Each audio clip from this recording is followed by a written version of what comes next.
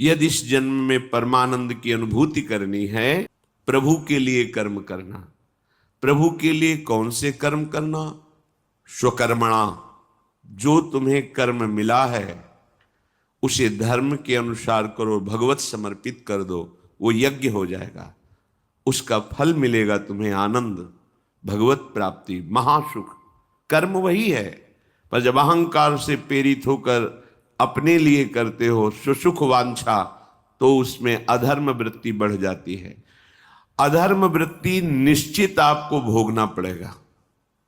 यदि भगवान की शरण में हो जाओ, अबलो नशानी अबना नशई हो, वो कृपा करे तो सब क्षमा हो जाए। नहीं तो आपका जो कर्म प्रकाशित नहीं हुआ है और आपने पाप कर्म किया वो गुप्त है, वो नष्ट नहीं हुआ, वो भयंकर रूप रख के तैयार है, अपने समय पे तुम्हें नष्ट कर देगा। एक 45-50 वर्ष की अवस्था के थे। अब उनको ज्ञान हुआ कि हमारे द्वारा बहुत अधर्म हुए हैं, अब सब छोड़ो, अब सत् कार्यों में लगो। तो उनके सामने एक स्वर्णकार का मकान था। वो बहुत ही कपटपूर्ण व्यवहार करता था। भोले भाले लोगों को असली स्वर्ण लेकर के, केवल स्वर्ण का लेप करके अलंकार बेचता। अगर कोई जानता तो कुछ राज कर्मचारियों को अपने ले के अधीन किए हुए था और उसको कुछ नहीं होता।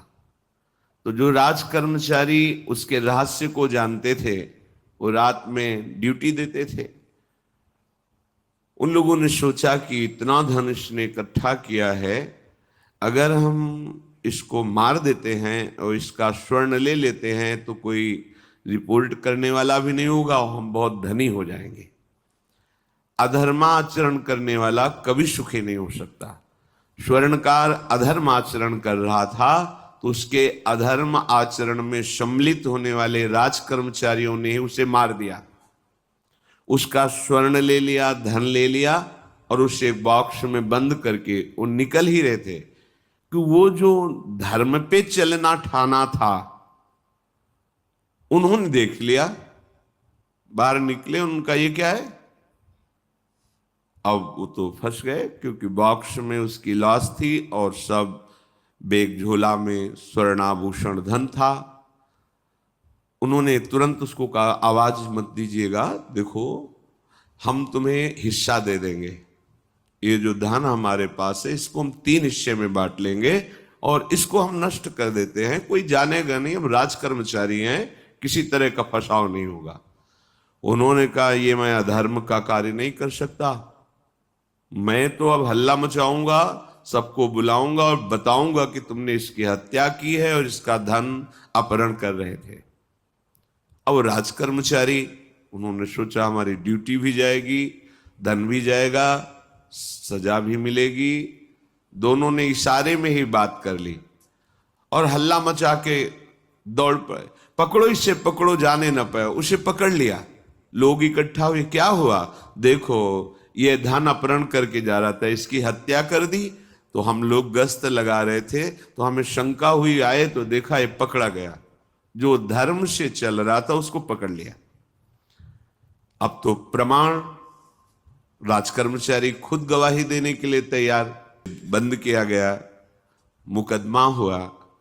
वो बार बार जज के सामने यही कहता था, जिसकी कसम खवाओ हम कसम खा लेते हैं, हमने बिल्कुल ये कार्य नहीं किया, ये लोग ये कार्य कर रहे थे, हमने इनको रोका तो इन्होंने मुझे साझेदारी के लिए, पर मैंने वो स्वीकार नहीं किया तो फिर इन्होंने ऐसा किया। पर उसकी कौन बात माने? राज कर्मचारी गवाही, मुकदमा लंबा खिंचा, उसे जेल में रखा गया। हर बार आके वो यही प्रार्थना करता, कई वर्ष तक चलता रहता मुकदमा, जेल का उसे बड़ा कष्ट भोगना पड़ता। वो विचार करता कि मैं अगर हिस्सा ले लेता तो बच जाता, लेकिन धर्म से चल रहा था तो देखो मुझे कष्ट भोगना पड़ा। मुझे लगता है भगवान के दरबार में न्याय नहीं है, धर्म रक्षा नहीं करता, ऐसा लगता है। एक दिन आया और रो करके यही बात कही जज के सामने कि मुझे लगता है भगवान नहीं है, क्योंकि मैं बार बार सत्य को साक्षी करके कहता हूं कि मैंने ये कर्म नहीं किया और मुझे दंड दिया जा रहा है, मुझे क्लेश दिया जा रहा है धर्म से चलने के कारण। अगर मैं सम्मिलित हो जाता तो मुझे तीसरा हिस्सा मिलता और बिल्कुल बात शांत होती। ये क्या धर्म है, कहां भगवान है? जज ने इस पर गौर किया। कई वर्ष वो जेल भोगता रहा, मुकदमा चलता रहा। तब जज ने गौर किया कि बार बार ये कहता है इसकी जांच की जाए, तो हत्याकांड होते ही रहते हैं। एक शव आया वहां, जज ने मंगवाया था, जो पोस्टमार्टम के लिए जाता है, मंगवाया और कहा देखो इसका कोई नहीं है, अंतिम संस्कार के लिए अपने ही लोगों को जाना है। तो दो कर्मचारी जो थे सरकारी, जो स्वर्ण चोरी में सम्मिलित थे, उनको और उसको कहा कि बस तुम थोड़ी देर नदी के किनारे बैठे रहना, हम और लोगों को लेकर के आते हैं। और एक आदमी को छुपा के बैठा लिया और राज कर्मचारी नदी के किनारे शव को लेकर बैठे। उसको देखा जिसको बहुत कष्ट दिया जा रहा था, सारा आरोप उसके ऊपर था, जो धर्म से चल रहा था। उसे कहा माना नहीं ना, अगर मान लेता तो तीसरा हिस्सा भी मिल जाता, बात वहीं खत्म हो जाती है। देखा, फंसा दिया, तेरे को आजीवन कारावास मिलेगा, कोई नहीं बचा सकता तेरे को। मेरी बात नहीं मानी, कह रहा था हल्ला मचाऊंगा, ऐसा वैसा, अब भोग। तो जज के द्वारा जो एकांत में बैठाला हुआ आदमी था, उसने पूरी बात सुनी।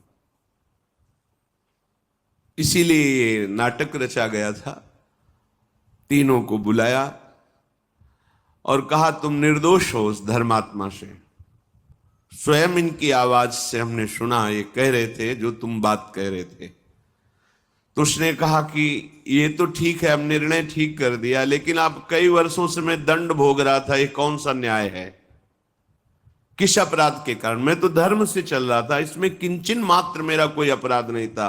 फिर कई वर्ष से मैं सजा क्यों भोग रहा था? बार बार प्रताड़ना, नाना प्रकार के कष्ट क्यों भोगा मैं? जज ने कहा तुम हृदय को साक्षी करके बताओ, क्या कोई ऐसा अपराध किया है जिसका प्रकाश ना हुआ हो और तुम्हें दंड ना मिला हो? हम अब उसका कोई दंड थोड़ी तुम्हें देंगे, लेकिन तुम्हारे अंदर जो भगवान के प्रति आरोप है उसका निराकरण हो जाएगा। उसने कहा हाँ, यौवन अवस्था में मैंने किसी स्त्री को ऐसा ऐसा, और वो विरोध करने पर भी उसे मार दिया और आज तक बात कोई प्रकाशित नहीं हुई। तो बोले फिर भगवान को क्यों दोष देते हो?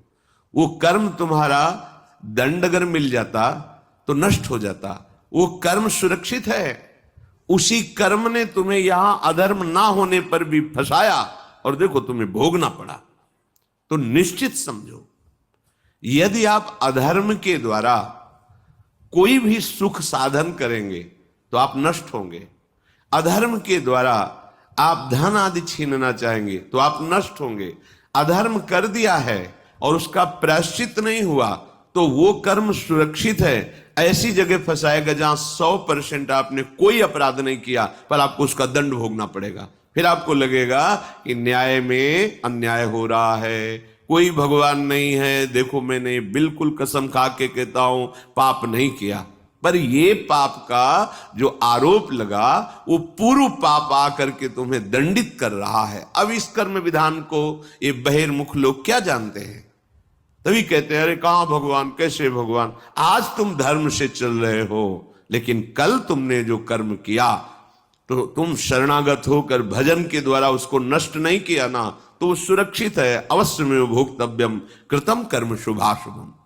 इसलिए श्री भगवान आदेश कर रहे हैं यज्ञार्थात कर्मणोन्यत्र लोकोयम कर्म बंधनहा तदर्थम कर्म कौन्ते मुक्त संगहा समाचर। मुक्त हो जाओगे, न काम तुम्हें अधीन कर पाएगा, न पाप अधीन कर पाएगा, परमानंद में डूब जाओगे। केवल प्रभु के लिए कर्म करो।